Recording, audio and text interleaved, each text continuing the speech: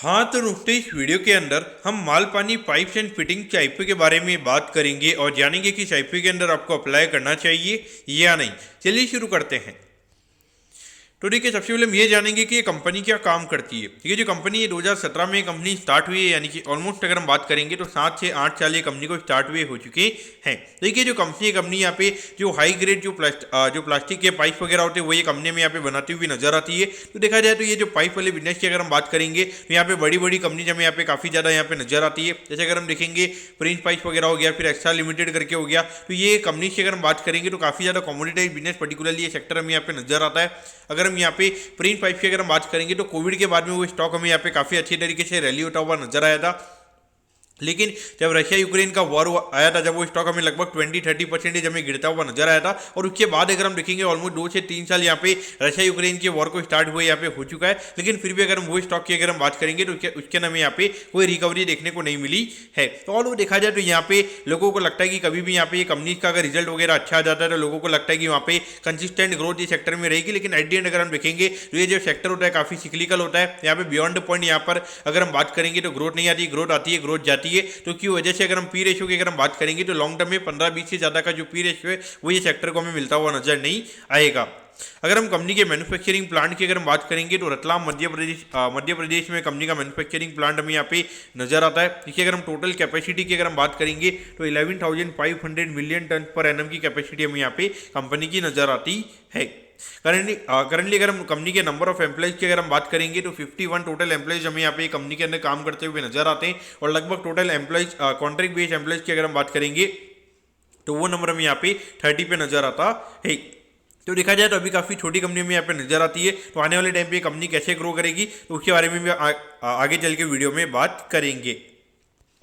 अब अगर हम यहाँ पे कंपनी के ऑब्जेक्टिव के बारे में अगर हम बात करेंगे, यानी कि जो आईपीओ से कंपनी को पैसा मिलने वाला है उससे कंपनी कैसे यूटिलाइज करने वाली है, तो देखिए यहाँ पे कंपनी को मशीनरीज वगैरह यहाँ पे कंपनी को बाय करना है। तो उसके रिगार्डिंग ये कैपेक्स के रिगार्डिंग ये फंड में यहाँ पे यूज होता हुआ नजर आएगा। और बाकी कुछ यहाँ पे जो कंपनी के डेट वगैरह तो उसको रीपे करने के लिए ये फंड में यहाँ पे यूज होता हुआ नजर आएगा। तो उससे थोड़ा बहुत यहाँ पे शॉर्ट टर्म में कंपनी की इंटरेस्ट कॉस्ट हमें यहाँ पे कम होती हुई नजर आएगी। तो उससे प्रॉफिटेबिलिटी हमें यहाँ पे थोड़ी लिस्टिंग के बाद में इसकी वजह से बढ़ती हुई नजर आ सकती है। अगर हम कंपनी के फाइनेंशियल्स के बारे में अगर हम बात करेंगे तो कंपनी के फाइनेंशियल्स तो यहाँ पे काफ़ी फिनोमिनल हमें यहाँ पे नजर आते हैं। अगर हम 2022 में अगर हम देखेंगे तो अराउंड 34 करोड़ के लगभग ये कंपनी का रेवेन्यू का नंबर था। फिर ये नंबर में बढ़ के लगभग 82 करोड़ के लगभग होता हुआ नजर आया था।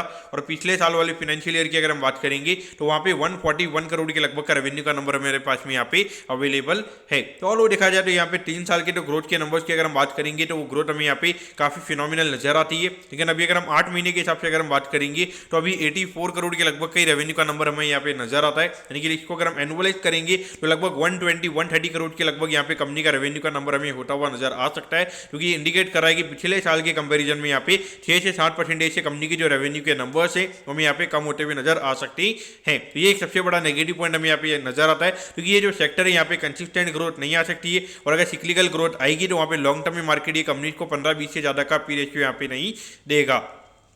अगर हम यहाँ पे प्रॉफिटेबिलिटी की बात करेंगे तो 89 लाख से पिछले साल यहाँ पे कंपनी ने 7.4 करोड़ का प्रॉफिट यहाँ पे कंपनी ने कमाया है। और अभी 8 महीने में अगर हम देखेंगे तो 5 करोड़ 9 लाख का प्रॉफिट यहाँ पे कंपनी ऑलरेडी कमा चुकी है। जो कि इंडिकेट कर रहा है कि ये साल में भी लगभग 7-7.5 करोड़ के लगभग का एनुअल प्रॉफिट हमें यहाँ पे कंपनी का होता हुआ नजर आएगा। अगर हम यहाँ पर आईपीओ के डिटेल्स के बारे में अगर हम बात करेंगे तो देखिए 29 जनवरी को ये आईपीओ में स्टार्ट होता हुआ नजर आएगा और 31 जनवरी को ये आईपीओ में क्लोज होता हुआ नजर आएगा। अगर हम प्राइस बैंड के बारे में अगर हम बात करेंगे तो 90 के कट ऑफ प्राइस पे कंपनी में शेयर देती हुई नजर आ रही है। और 1600 शेयर का लॉट सेज हमें यहाँ पे कंपनी का नजर आता है। यानी कि एक लॉट को अप्लाई करने के लिए 1,44,000 रुपीज यहाँ पर आपको लगने वाले हैं। अगर हम इश्यूएज की अगर हम बात करेंगे तो 25 करोड़ 92 लाख के लगभग का आईपीओ का इश्यूएज हमें यहाँ पे नजर आता है। और ये पूरा पैसा कंपनी के पास में जाता हुआ नजर आएगा। और इसमें अगर हम रिटेल कोटा की अगर हम बात करेंगे तो अराउंड 35% के लगभग यहाँ पे कंपनी का रिटेल कोटा हमारे पास में यहाँ पे अवेलेबल है। यानी कि उस पॉइंट ऑफ व्यू से अगर हम बात करेंगे 8-9 करोड़ के लगभग का कंपनी का रिटेल कोटा हमारे यहाँ पे नजर आता है। अगर हम लिस्टिंग की अगर हम बात करेंगे तो बीएसई के एसएम प्लेटफॉर्म पर ये कंपनी में लिस्ट होती हुई नजर आएगी।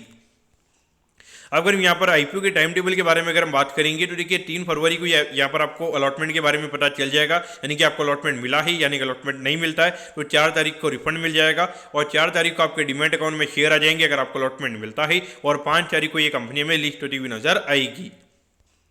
अब अगर हम यहाँ पे कंपनी के वैल्यूएशन के पैरामीटर्स की अगर हम बात करेंगे तो देखिए ऑलमोस्ट यहाँ पे 97 करोड़ के मार्केट कैप पे ये कंपनी का आईपीओ में आता हुआ नजर आ रहा है। यानी कि पिछले साल की अर्निंग के हिसाब से अगर हम बात करेंगे तो लगभग 12-13 के पी रेशियो पे ये कंपनी का आईपीओ में आता हुआ नजर आ रहा है। वैल्यूएशन वाइज अगर हम बात करेंगे तो कोई इतना ज्यादा कॉस्टली हमें यहाँ पे ये आईपीओ नजर नहीं आता है। और अगर हम इश्यू साइज की भी अगर हम बात करेंगे तो काफी छोटा यहाँ पर आईपीओ का इश्यू साइज है। और अगर हम यहाँ पे ग्रे मार्केट के प्रीमियम की अगर हम बात करेंगे तो ऑलरेडी यहाँ पे 20-25 रुपए के लगभग ग्रे मार्केट का प्रीमियम हमें यहाँ पे नजर आता है। यानी कि ग्रे मार्केट इंडिकेट कर रहा है कि लगभग 35-40 हजार रुपए का पर लॉट का प्रॉफिट यहाँ पर आपको हो सकता है। तो पॉइंट से देखा जाए तो मेरे अकॉर्डिंग यहाँ पे लिस्टिंग इनके लिए आईपीओ के अंदर अप्लाई किया जा सकता है, क्योंकि यहाँ पे फ्री फ्लो थोड़ा कंपनी का कम रहेगा। तो इसकी वजह से थोड़ी बहुत यहाँ पे जो वैल्यूएशन यहाँ पे थोड़ा कंपनी का कम दिख रहा है यहाँ पे, तो इसकी वजह से थोड़ी डिमांड हमें लिस्टिंग के लिए कंपनी की होती हुई नजर आ सकती है। तो वहाँ पे लिस्टिंग इनके लिए अगर आपको अप्लाई करना है तो मेरे हिसाब से अप्लाई किया जा सकता है। बाकी लॉन्ग टर्म के हिसाब से अगर हम बात करेंगे तो ये जो बिजनेस मॉडल है यहाँ पे मेरे हिसाब से बियॉन्ड पॉइंट यहाँ पे ग्रोथ आने काफी ज्यादा यहाँ पे मुश्किल रहती है। तो लॉन्ग टर्म के पॉइंट से मुझे लगता है